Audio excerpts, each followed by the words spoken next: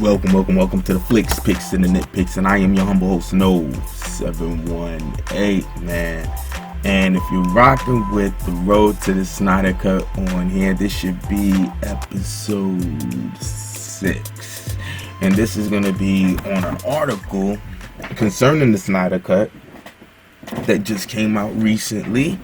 And you'll get my commentary. I'll read the article out and I'll give you my personal commentary on it.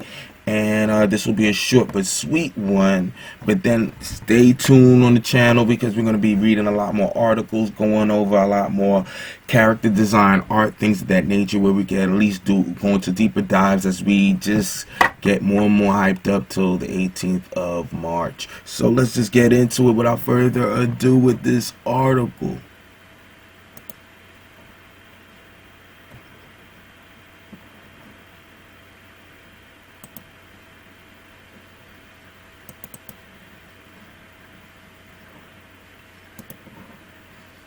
And this article comes from Screen Rant on why audiences didn't connect with Snyder Cut's DCEU, according to former DC president. Now, this should be very interesting. Now, a former DC president has a hunch as to why audiences couldn't connect with Zack Snyder's vision for the popular DC Comics character in his films. This is by Green Gutman, and this was published about the 23rd of February. So we're gonna before we get right into the article, this is a very interesting thing. Now, first things first, before I give you too much, my quick rundown is, the Snyder Cut came out about Justice League came out about 4 years ago. Unfortunately, when the DCEU started in about 2012 with Man of Steel, or 2013, the DCEU was already in phase 2 already, and it was just now swelling up with popularity. It really was. You could legitimately say it was officially pop culture. Everybody was a pseudo comic book geek, if you will, but really it was just Marvel MCU universe geeks. Unfortunately, a lot of the geeks, quote unquote, from the comic book realm wanted to bring in a lot of different types of DC versus Marvel types of attitudes to it. You also had mostly, and even people that was watching the movies, they looked at the MCU as the social standard in which to judge all films by. So each film had to lead up to something. So everybody was curious to know phases with the DCEU, and it was like, well, they're not really doing phases per se.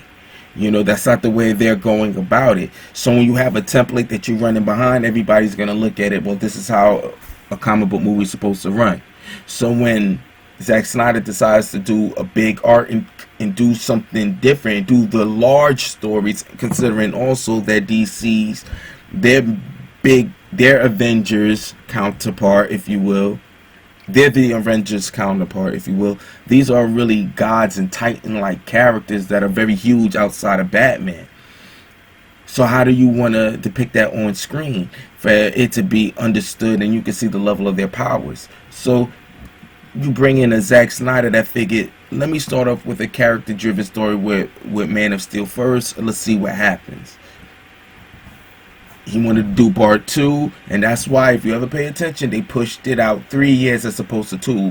What was supposed to be Man of Steel 2 turned into BVS, because how he initially wanted it to end was, you see the kryptonite disappear in Lex Luthor's office or wherever he kept it, and all you see is the Batarang. And he said as soon as he mentioned that, he's like, once you say Batman, can't take it off the table. And then they say, you know what, this is the best way we could do to speed up the universe. So Zack said, I got a good idea. He figured if I could create a large story that I could bring everyone out of, we can kind of get to the Justice League in a quicker manner, if you will. And still kind of tell everyone's stories per se, but tell it towards one larger goal, so everyone could converge. So basically everyone's introduction is going to be leading towards the bigger story, as opposed to each one having their own personal stories and in their own pocket universes, and then they, like, you have the end credit scene and someone is going to weave them all together. That's what people were expecting for when you was in the DC, watching any of the DC movies. People were always sitting back waiting for the credits to run. So that's what I always looked at it as. So that's my point of view onto it. But now we're going to really get into this article again on why audiences didn't connect with Snyder's DCEU. According to former DC president, a former DC president has a hunch as to why audiences couldn't connect with Zack Snyder's vision for the popular DC Comics character in his films. And again, this is written by Garime Gutman. Let us begin.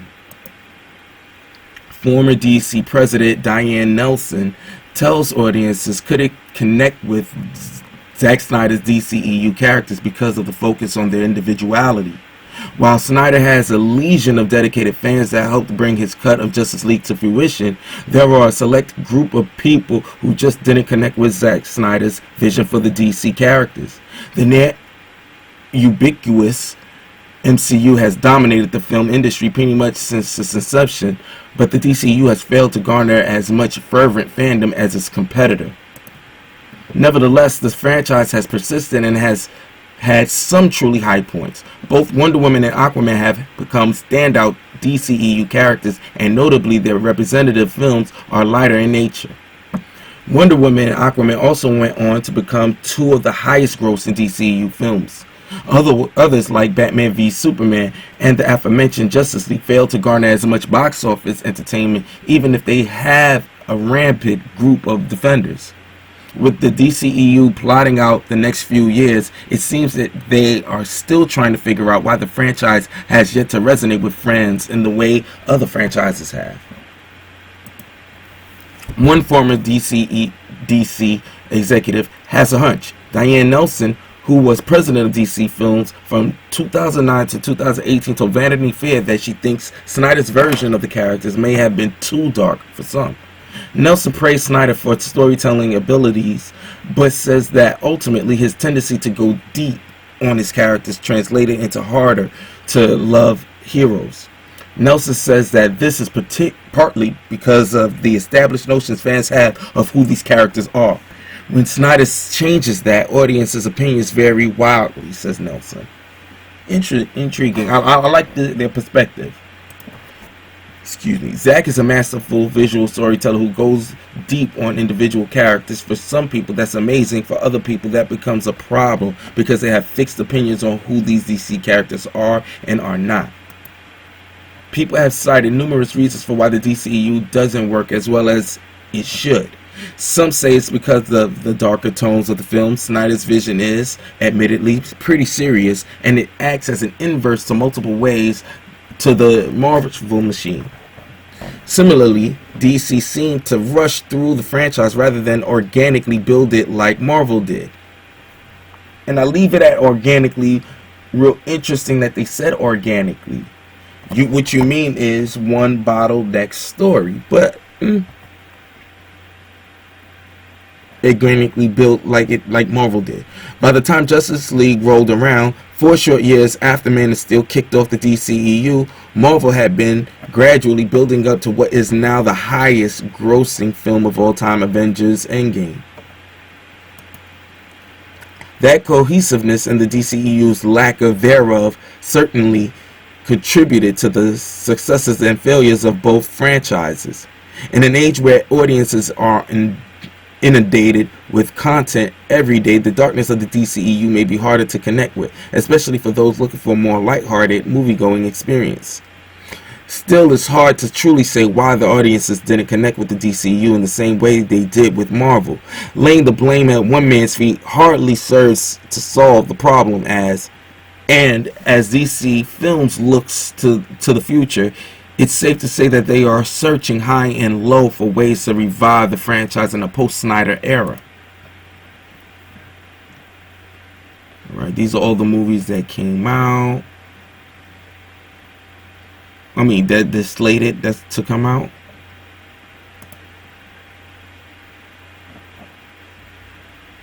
Yeah, I don't know about that DC Super Pet shit, but I think I heard about it. I thought that was not this. I didn't think it was gonna be a live action film, but yeah. But anyway, and about the author Gurime Gutman. Gurime Gutman is a writer and journalist currently residing in Boston. He's an MFA candidate at Emerson's College for Creative Writing.